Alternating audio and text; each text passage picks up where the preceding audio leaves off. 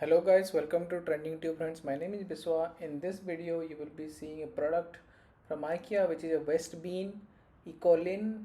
So this waste bin comes with three different color. One is beige, the other one is brown, and the other one is dark gray.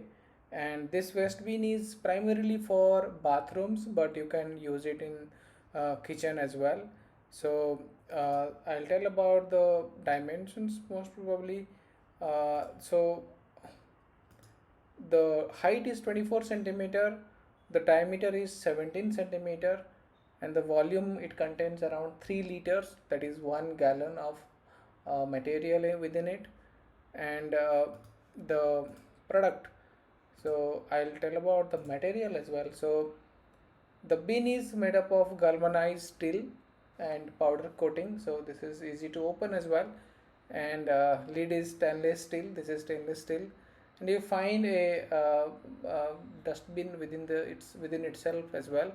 So the lid holder, bucket, paddle and bottom part is made up of polypropylene plastic, which is 20% recycled.